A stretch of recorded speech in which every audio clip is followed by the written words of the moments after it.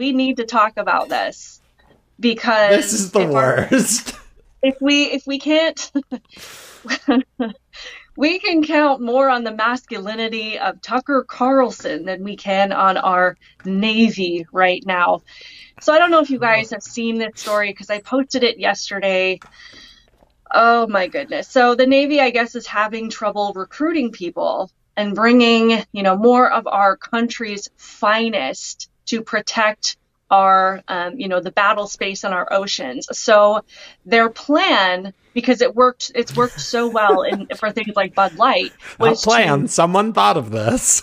Yeah. This had to go through channels to be approved.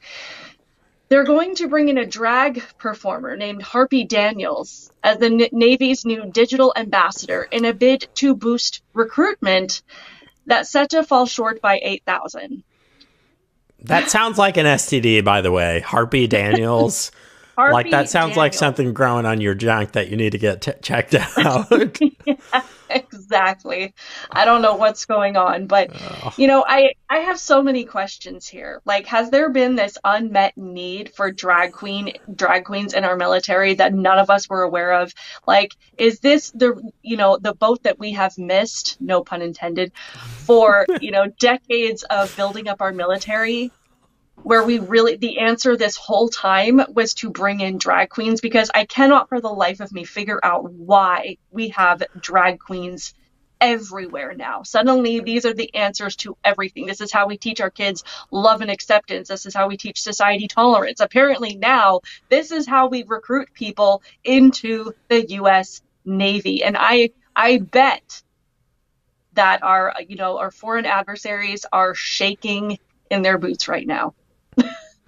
I mean, when you're a soldier, you spend a lot of time trying to be in tip-top shape and strike fear into the heart of the enemy. You're trying to run faster. You're trying to do more push-ups, more pull-ups. You're trying to hit more targets. But I guess I just missed the boat. I should have threw on a green dress, curled my hair, and because this strikes fear into the heart of the enemy, and it tells young people. I remember being a young man and thinking, I don't know what I want to do with my life. And then a drag queen in the Navy uniform walked across, the way. And I was like, that's it. I'm going to the recruiter this afternoon, get enlisted, go through a commissioning process. Like, this is really something. Also, Look, guys, I don't fall under the Hatch Act. I'm a civilian.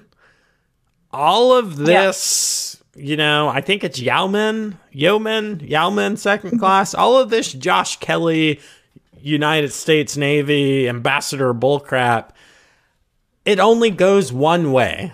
Every soldier, sailor, Marine, airman, Coastie, Guardian, I think is what the Space Force dudes are called.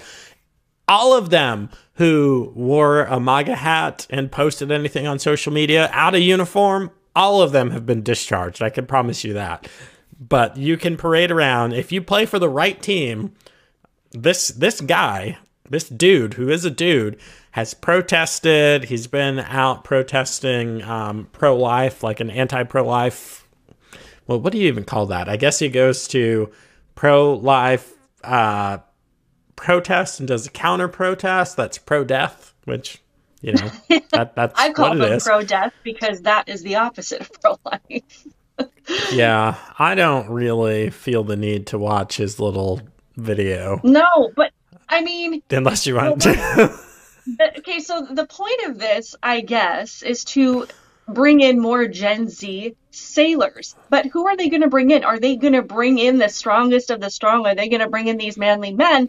Or are they probably going to bring in people that cry if you use the wrong pronouns? I mean, What does this look like in real time when they're facing the enemy and they're, on top of it, and they have to make quick decisions, and they have to, keep the welfare and the safety of their crewmates in the back of their minds, and they're, doing all of these things. I've never been in the military, but, I imagine it's a very stressful situation. And you have somebody that buckles if you call them a him and they want to be called a they. I mean, in protest, they could be like, I'm not going to do anything. I'm going to sit back because you misgendered me. And if you try to make this person actually do something, they're going to, take that as some kind of discrimination or, infringement on their rights. I don't know. This just screams, you're just asking for a mess. It's like they literally are like, they sat down and they said, how can we get the least number of people to join the Navy? Like, how can we literally lose? It's a classic anti-sales strategy because, I don't know if they hired the chick from Anheuser-Busch and Bud Light that just got fired. I don't know if they hired her, but this seems like the kind of thing that she would do because the Navy capability, so they need cyber, and, you can be confused, whatever, I guess, and do fine in cyber. But the Navy's got an interesting mix of fighting capabilities that a lot of people don't think about, where they need to be extremely tough guys and gals. Obviously, they have the Navy SEALs and some of their contribution to the SOCOM community. They also have SWIFT, which is like or SWIC. I don't remember what the acronym is, but like these are the people that are in those fast boats and in those like not like a real seaworthy vessel, but smaller vessels that have guns all over them, and they go in the really tight spots and do a lot of James Bondy type stuff. They need people to do that stuff. Or if you've seen that show on TV, it's canceled now. It was called The Last Ship. And they would have these teams of people that would go off of this guided missile destroyer and go touch down on land and do a bunch of stuff and blow stuff up.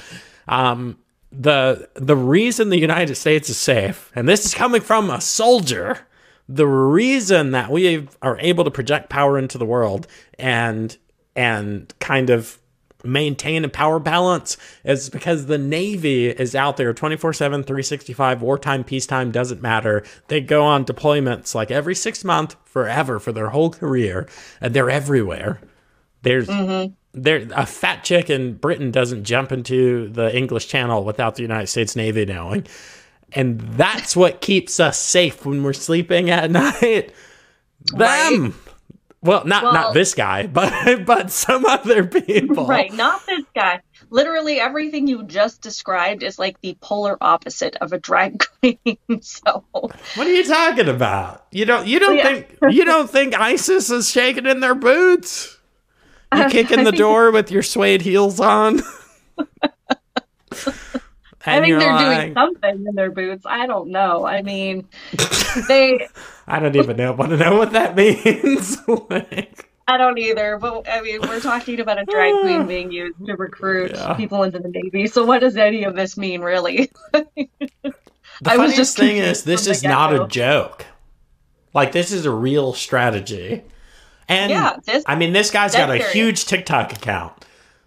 Like, hey, you're on TikTok scrolling through all your trans furries and whatever. Come on and join the Navy.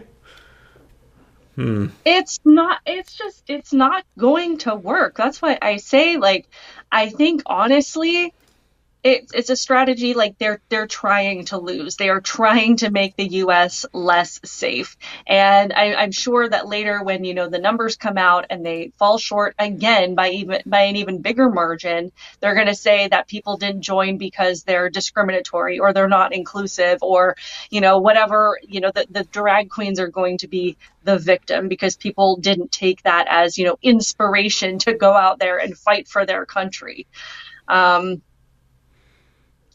I don't know what you're talking about. I think the seas are perfectly safe. I think the United States is perfectly safe. We certainly don't have countries out there wreaking havoc, invading other countries, taking over oil tankers, drone attacking places, And I've been watching CNN again. Yeah. The border's locked down tight. I mean, we're good. The dollar's stronger than it's ever been. They've brought down immigration by 90%, according to Karine Jean-Pierre. So, yeah. I would love to live in that kind of world where I could just watch cable news and truly think that everything is just wonderful. Like, if I wanted to live in a bubble and just pretend that we don't live in this actual, like, upside down universe and things are completely imploding, I think I'm just going to start watching cable news. So I can go on there and they can tell me that the country is totally secure, that our borders are totally secure, that we have all of the jobs, more jobs than we've ever had in our lives, that our economy is amazing. I'm done. I'm tired of being informed. It's exhausting. It's literally exhausting. Well, hey, there are some glimmers of hope. I was just reading some stuff about woke movies failing big time. I need to make some content about that. That makes me happy.